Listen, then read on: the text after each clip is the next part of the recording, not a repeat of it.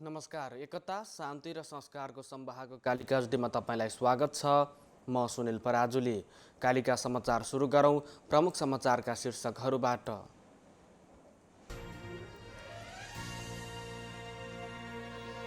कालिका समाचारको साथमा Vijay steel, want to rule, Vijay cement, तपाईको सपनाको मजबुत निर्माण। नेपालको अति लोकप्रिय मोटरसाइकल हिरो सुपर स्प्लेन्डर। नयाँ जमानाको glow and lovely. LIC Nepal, जीवन रहँदा पनि जीवन पश्चात पनि। शक्तिशाली एक्टिभ व्हिल 2-in-1, अझ बढी फिज, अझ बढी सफाई। कम्युनिस्ट आन्दोलनलाई नयाँ उचाइमा पुर्याउन चाहेको एमालेबाट निलम्बित नेता नेपालको भनाई आफ्नो छुट्टै कार्यालय खोल्ने तयारीमा। नेपालमा पछिल्लो 24 घण्टामा थप 162 जना कोरोना सङ्क्रमित थपिए। 24 घण्टामा 59 जना सङ्क्रमित सङ्क्रमण मुक्त। ब्राजिलमा राजनीतिक सङ्कट बढ्दो, राष्ट्रपतिको कदम विरुद्ध 3वटै सेना प्रमुखद्वारा राजीनामा। र विश्वकप फुटबलको छनौट खेलमा बेल्जियम र नेदरल्यान्ड्सको शानदार जित।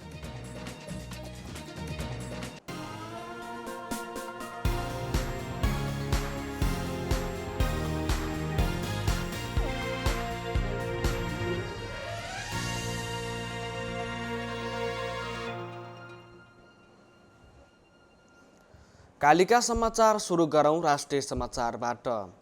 नेपाल कम्युनिस्ट पार्टी एमालेबाट निलम्बित नेता माधव कुमार नेपालले कम्युनिस्ट आन्दोलनलाई नयाँ सिराबाट नयाँ उचाइमा पुर्याउन चाहेको बताउनु भएको छ। बुधबार काठमाडौँको बुद्धनगरमा आफू निकट युवा सङ्घ नेपालको केन्द्रीय कार्यालयको उद्घाटन गर्दै नेता नेपालले कम्युनिस्ट आन्दोलनलाई नयाँ उचाइमा पुर्याउने अभियानमा लागेको बताउनु भएको छ। उहाँले कम्युनिस्ट आन्दोलनलाई छिन्न भिन्न हुन नदिने, धराशायी हुन नदिने र विसर्जनको ठाउँमा पुर्याउन नदिने सङ्कल्प समेत गर्नुभएको छ। त्यसको लागि देशैभरका कम्युनिस्ट आन्दोलन र नेकपा एमालेका योद्धाहरू पार्टीको एकता, कम्युनिस्ट आन्दोलनको रक्षा र सबै खालका विकृति विसङ्गतिबाट मुक्त गरी क्रान्तिकारी स्वरूप दिने पक्षमा आफू रहेको पनि स्पष्ट पार्नुभयो। उहाँले भन्नुभयो, हामी आन्दोलनलाई नयाँ उचाइमा नयाँ सिराबाट उठाउन चाहन्छौँ। कम्युनिस्ट आन्दोलनलाई छिन्न भिन्न हुन दिने छैनौँ। कम्युनिस्ट आन्दोलनलाई धाराशायी हुन दिने छैनौँ।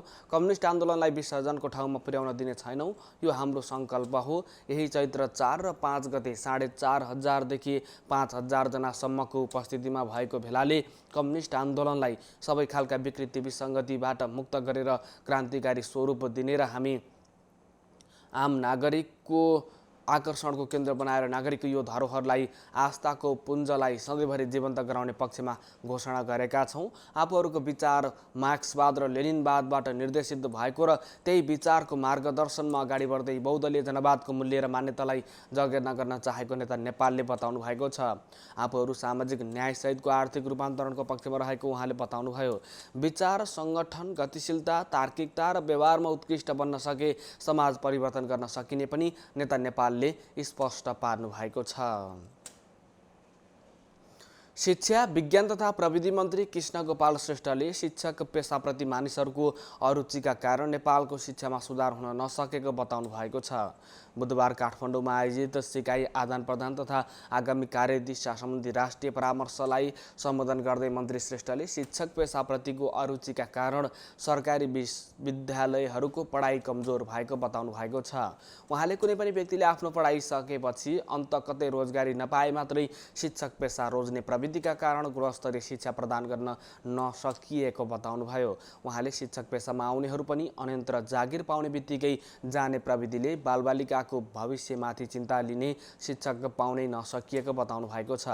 विकसित मुलुकका नागरिकको आकर्षण सरकारी विद्यालयमा हुने, तर नेपालमा सरकारी विद्यालयमा आर्थिक रूपमा विपन्न, निम्न आय स्रोत भएका असहाय, अनाथ, आर्थिक रूपमा विपन्न, दलित वर्गले मात्रै पढ्न आउने गरेको बताउनु भएको छ।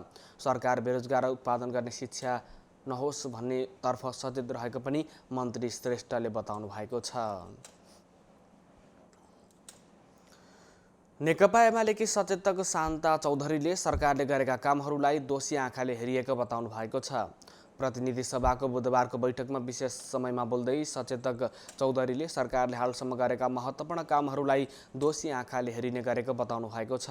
सरकारले 3 दशकपछि मेलम्चीको पानी काठमाडौँमा झारेको देशलाई सुरुङ मार्गमा प्रवेश गराएको, भूकम्पपछिको पुनर्निर्माणका कामहरू भइरहेको तथा नयाँ नयाँ विद्यालयहरू बनाउने लगायतका कामहरू सरकारले गरेको बताउनु भएको छ।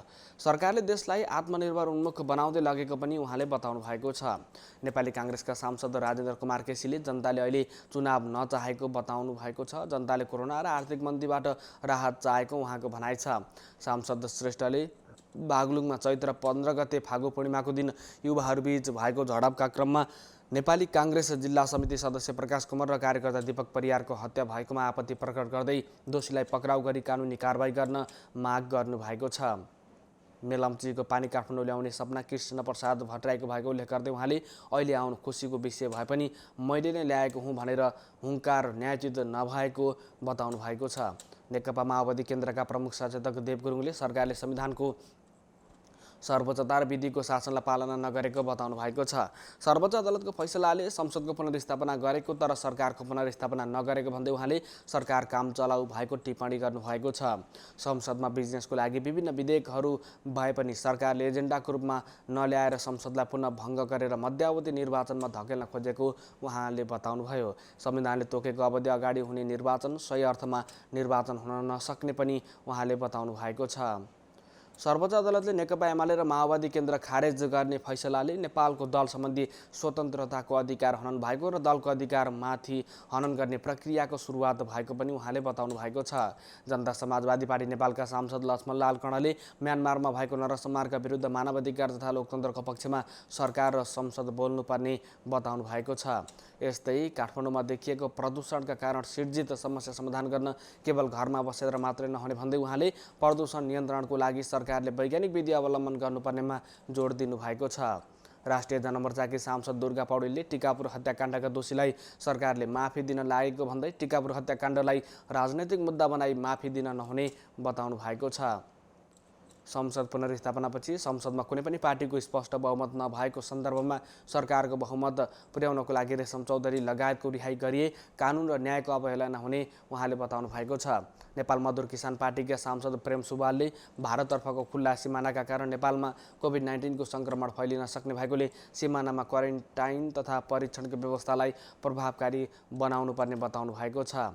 कोभिड-19 सङ्क्रमणबारे अघिल्लो वर्षबाट पाठ सिक्नुपर्ने उहाँको भनाइ छ। सांसद सुवालले सरकारी अस्पतालमा अझै पनि राम्रो सेवा सुविधा नभएको टिप्पणी समेत गर्नुभएको छ।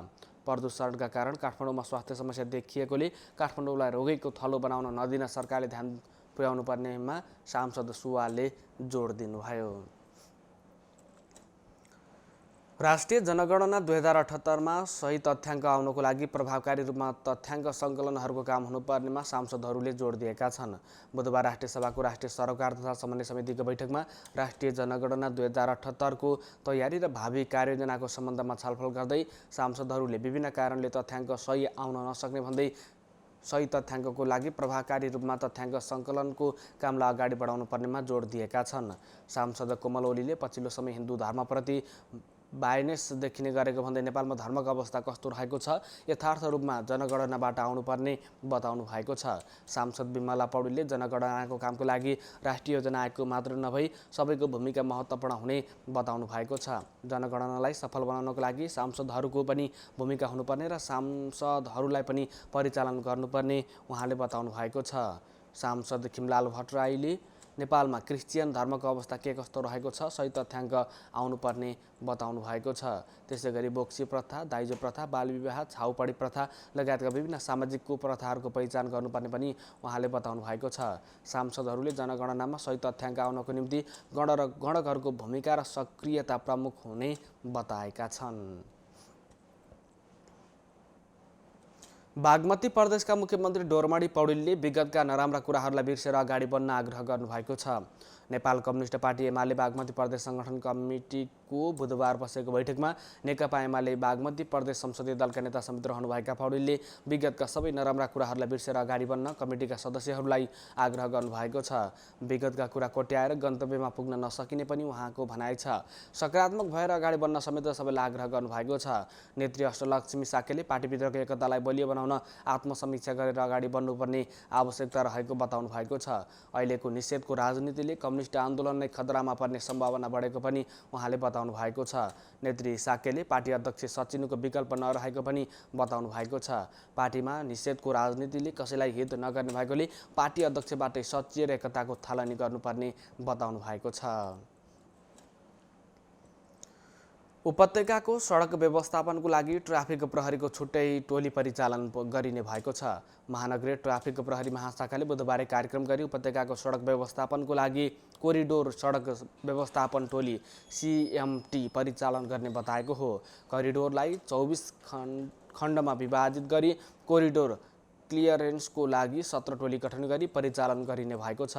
टोलीको पहिचानको लागि ट्राफिक प्रहरी CMT लेखिएको ज्याकेट लगाएर 15वटा मोटरसाइकलबाट 30 जनाले नियमित अनुगमन गर्नेछन्। मुख्य कोरिडोरहरू विष्णुमती, बागमती, धोबीखोला र मनोहरा कोरिडोरको प्रभावकारी व्यवस्थापन गरी अधिकतम प्रयोगमा ल्याउन योजना लागू गर्न सो टोली परिचालन गरिएको, साथै कोरिडोर सडकहरूमा हुने सवारी चाप व्यवस्थापन, सवारी दुर्घटनामा शीघ्र ट्राफिक परिचालन तथा अव्यवस्थित रूपमा हुने पार्किङलाई नियन्त्रण गर्ने मुख्य उद्देश्यसहित छुट्टै टोली परिचालन गरेको महानगरीय ट्राफिक प्रहरी महाशाखाका प्रमुख जनक भट्टराईले बताउनु भएको छ। मुख्य सडकको चोक जक्सनको क्युबमा बस्नुपर्ने विकल्पको रूपमा कोरिडोर सडक प्रयोग गरी समय तथा इन्धनको समेत बचत हुने अपेक्षा ट्राफिक प्रहरीले गरेको छ। नेपालमा पछिल्लो 24 घण्टामा थप 162 जना कोरोना संक्रमित थपिएका छन्। स्वास्थ्य तथा जनसङ्ख्या मन्त्रालयका अनुसार पछिल्लो 24 घण्टामा 3919 मा PCR गर्दा 162 जनामा कोरोना पुष्टि भएको हो। यो सँगै नेपालमा कोरोना संक्रमितको सङ्ख्या 2,77,309 पुगेको छ। पछिल्लो 24 घण्टामा 59 जना संक्रमित संक्रमणमुक्त भएका छन्। यो सँगै नेपालमा संक्रमणमुक्त हुनेको सङ्ख्या 2,72,786 पुगेको छ। एकता, शान्ति र संस्कारको संवाहक कालिका एचडीमा प्रसारित कालिका समाचारमा पालो भएको छ विज्ञापनको, तर त्यसभन्दा अगाडि प्रमुख समाचारका शीर्षकहरू। कालिका समाचारको साथमा Vijay steel, want to rule, Vijay cement, तपाईको सपनाको मजबुत निर्माण। नेपालको अति लोकप्रिय मोटरसाइकल हिरो सुपर स्प्लेन्डर। नयाँ जमानाको glow and lovely. LIC Nepal, जीवन रहँदा पनि जीवन पश्चात पनि। शक्तिशाली एक्टिभिटी इन वान, अझ बढी फिज, अझ बढी सफाई। कम्युनिस्ट आन्दोलनलाई नयाँ उचाइमा पुर्याउन चाहेको एमालेबाट निलम्बित नेता नेपालको भनाई आफ्नो छुट्टै कार्यालय खोल्ने तयारीमा।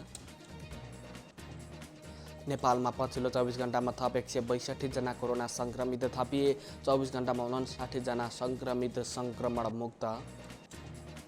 ब्राजिलमा राजनीतिक सङ्कट बढ्दो, राष्ट्रपतिको कदम विरुद्ध 3वटै सेना प्रमुखद्वारा राजीनामा माग। र विश्वकप फुटबलको छनौट खेलमा बेल्जियम र नेदरल्यान्ड्सको शानदार जित।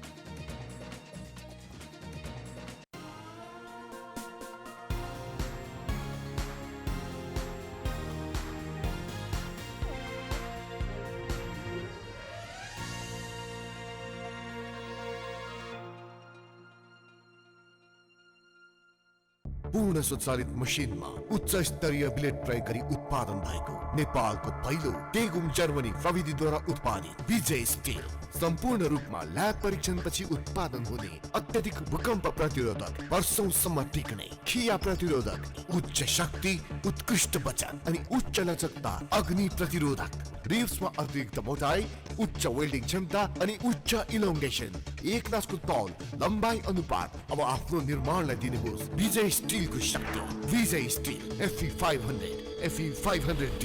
विजय स्टिल, बर्न टु रुल। मेरो हिरो सुपर स्प्लेन्डर, मेरो हिरो कति प्यारो, अरू पनि होला राम्रो, तर पनि मेरै हिरो प्यारो।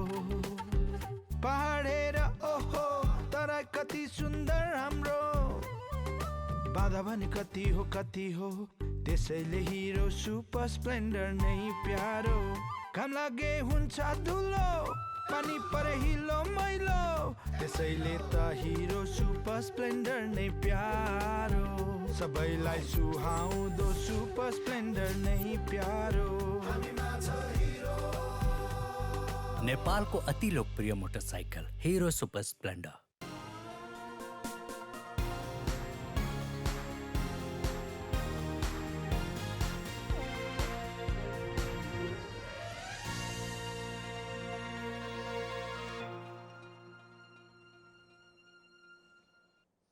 विज्ञापनपछि कालिका समाचारमा पुनः स्वागत छ।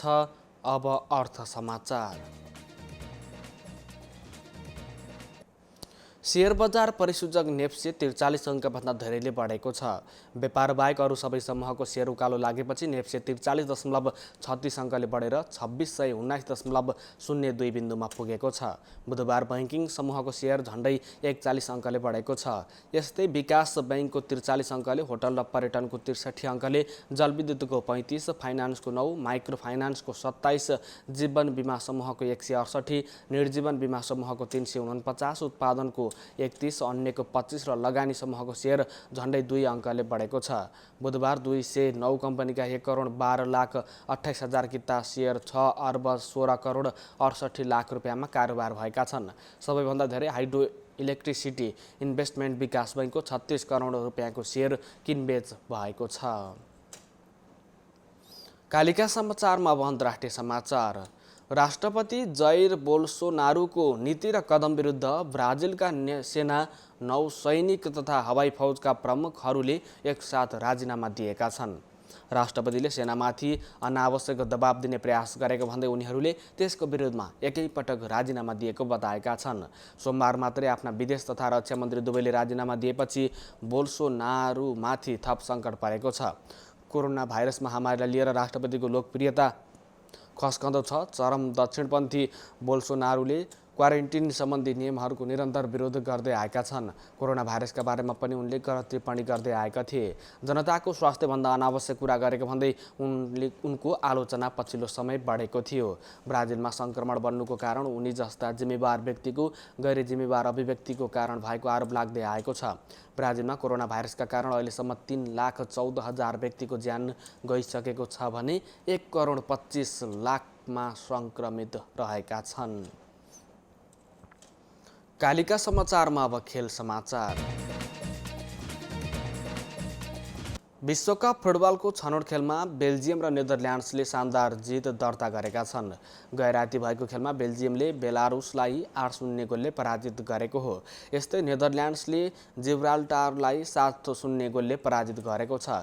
यस्तै गैराती भएको अर्को खेलमा वेल्सले चेक रिपब्लिकलाई 1-0 गोलले पराजित गरेको छ। यस्तै सर्बियाले अजरबैजानलाई 2-1 गोलले पराजित गरेको छ। साइप्रसले स्लोभेनियालाई 1-0 गोलले पराजित गरेको छ।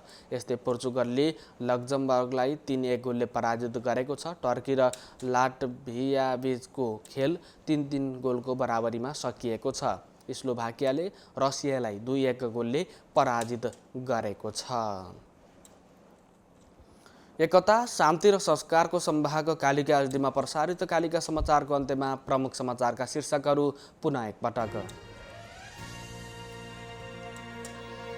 कालिका समाचारको साथमा Vijay steel, want to rule, Vijay cement, तपाईको सपनाको मजबुत निर्माण। नेपालको अति लोकप्रिय मोटरसाइकल हिरो सुपर स्प्लेन्डर। नयाँ जमानाको glow and lovely. LIC Nepal, जीवन रहँदा पनि जीवन पश्चात पनि। शक्तिशाली एक्टिभ हिल 2-in-1, अझ बढी फिज, अझ बढी सफाई। कम्युनिस्ट आन्दोलनलाई नयाँ उचाइमा पुर्याउन चाहेको एमालेबाट निलम्बित नेता नेपालको भनाई आफ्नो छुट्टै कार्यालय खोल्ने तयारीमा। नेपालमा पछिल्लो 24 घण्टामा थप 162 जना कोरोना सङ्क्रमित थपिए। 24 घण्टामा 59 जना सङ्क्रमित सङ्क्रमण मुक्त। ब्राजिलमा राजनीतिक सङ्कट बढ्दो, राष्ट्रपतिको कदम विरुद्ध 3वटै सेना प्रमुखहरूद्वारा राजीनामा। र विश्वकप फुटबलको छनौट खेलमा बेल्जियम र नेदरल्यान्ड्सको शानदार जित।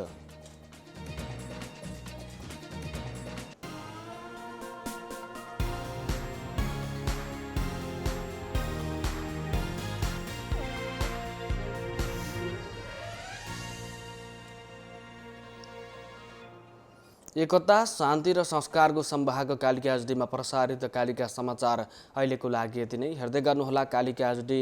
म सुनिल पराजुली बिदा हुन्छु। नमस्कार।